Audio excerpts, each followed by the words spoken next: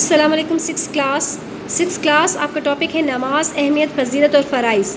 اس میں آپ کا کوشچن نمبر 3 بنتا ہے فرائض نماز سے کیا مراد ہے. فرائض نماز درج ذیل ہیں. آپ نے اس کی ہیڈنگز دینی ہے: تکبیر تحریمہ، قیام و قرات، رکوع اور سجدہ، قعدہ و تشہد. آپ نے اس کی ہیڈنگز دے کر آپ نے تھوڑا سا اس کے بارے میں لکھنا ہے. تکبیر تحریمہ، وضو اور نماز کی نیت کے بعد دونوں ہاتھ اٹھا کر اللہ اکبر کہنا تکبیر تحریمہ کہلاتا ہے. بس آپ یہاں تک لکھیں گے. ویسے میں آپ کو پورا پڑھ کے سناتی ہوں. تکبیر کے معنی اللہ کی بڑائی بیان کرنا، اور تحریمہ کا مطلب حرام قرار دینا. یہ الفاظ ادا کرنے کے بعد نماز کے سوا دوسرے تمام کام نمازی پر حرام ہو جاتے ہیں. لیکن آپ نے اپنی نیٹ کاپیز پر اتنا ہی لکھنا ہے: وضو اور نماز کی نیت کے بعد دونوں ہاتھ اٹھا کر اللہ اکبر کہنا تکبیر تحریمہ کہلاتا ہے. اگلا ہے آپ کا اس کا ہیڈنگ قیام و قرات. قیام کا مطلب سیدھا کھڑا ہونا. نماز میں قیام سے مراد اتنی دیر سیدھا کھڑا ہونا کہ جس میں قرآن کی اتنی قرأت ہو سکے جو فرض ہے. یہ آپ نے یہیں تک لکھنا ہے. آگے آپ صرف پڑھ لیں اس کو.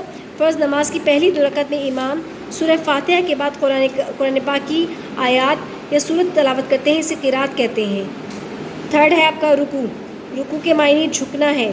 قرات ختم کر کے اللہ اکبر کہہ کر گھٹنوں پہ ہاتھ رکھ کر جھکنا رکوع کہلاتا ہے. سر، گردن اور کمر ایک سیدھ میں زمین کی متوازی ہوتے ہیں، اور زبان سے سبحان ربی العظیم کہہ کر اللہ کی پاکیزگی اور عظمت کا اقرار کیا جاتا ہے. آپ نے کاپیز پر لکھنا ہے، نیٹ کاپیز پر. رکوع کے معنی جھکنا ہے سے لے کر جھکنا رکوع کہلاتا ہے. پہلی لائن اور دوسری لائن کے 4 الفاظ ہیں. اگلا ہے آپ کا سجدہ.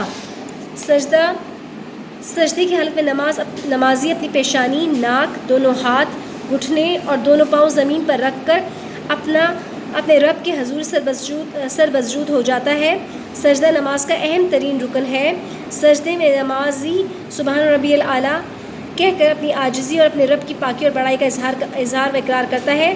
اللہ تعالیٰ کو بندے کی حالت بہت پسند ہے. ہر رکعت میں 1 رکوع اور 2 سجدے ہوتے ہیں. جس طرح نماز مومن کی معراج ہے، اس طرح سجدہ نماز کی معراج ہے. آپ نے سجدے کی ہیڈنگ دے کر یہاں سے لکھنا شروع کریں. سجدے کی حالت میں نمازی اپنی پیشانی، ناک، دونوں ہاتھ، گھٹنے، دونوں پاؤں زمین پر رکھ کر اپنے رب کے حضور سر بسجود ہو جاتا ہے. سجدہ نماز کا اہم ترین رکن ہے. یہاں تک آپ لکھیں گے، لیکن آپ اسے بار بار پڑھیں گے. اس میں آپ کے لیے بہت سارے فلنگ دا بلینکس بنتے ہیں. اس کو آپ نے چھوڑنا نہیں ہے. اگلا ہے اس کا ہیڈنگ قعدہ و تشہد. دوسری اور آخری رکعت میں سجدے کے بعد بیٹھنے کو قعدہ کہتے ہیں. قعدہ میں بیٹھ کر تشہد پڑھی جاتی ہے. تشہد کا مطلب گواہی دینا. آپ جب بیٹھتے ہیں تو دوسری رکعت میں بیٹھتے ہیں اور چوتھی رکعت میں کرتے ہیں اور آخری رکعت میں اس میں آپ بیٹھ کے پڑھتے ہیں اور شہادت کی گواہی دیتے ہیں. تشہد میں اس بات کا اقرار کیا جاتا ہے کہ تمام عبادتیں اللہ تعالیٰ کے لیے ہیں، اس کے سوا کوئی معبود نہیں. نیز نبی کریم صلی اللہ علیہ وآلہ وسلم اللہ تعالیٰ کے بندے اور اس کے رسول ہیں.